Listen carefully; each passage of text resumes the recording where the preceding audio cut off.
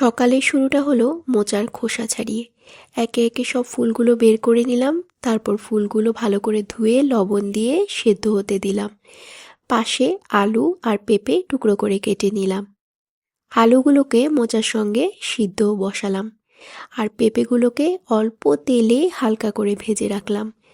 মোচা আর আলু সিদ্ধ হয়ে গেলে একটু কর্নফ্লাওয়ার আর ময়দা দিয়ে মেখে নিজের মতো শেপ দিয়ে কোপ্তার মতো বানালাম। কড়াইতে অল্প তেল দিয়ে কোপ্তাগুলোকে হালকা ব্রাউন করে ভেজে নিলাম। এবার আরেকটা কড়াইতে তেজপাতা, আদা, জিরে, লবণ, হলুদ দিয়ে মশলা ভেজে জল দিলাম। জল ফুটে উঠতে আগে ভাজা পেঁপে দিলাম, আর একটু বয়েল হওয়ার পর কোপ্তাগুলোও ঢেলে দিলাম। আর এভাবেই রেডি সুপার ইয়াম্মি মোচার কোফতা কারি। আজকে শর্টকাট রান্না, কারণ তাড়াতাড়ি চলে গেলাম পুজো করতে। আজ ফুল নেই, কিন্তু ভক্তি ঠিকই আছে। স্নানের জল রেডি করে সব ঠাকুরকে অল্প করে স্নান করালাম। গোপাল সোনা আজ ঠান্ডা লাগতে পারে, তাই স্নান নয়, শুধু আলতো করে মুছিয়ে দিলাম।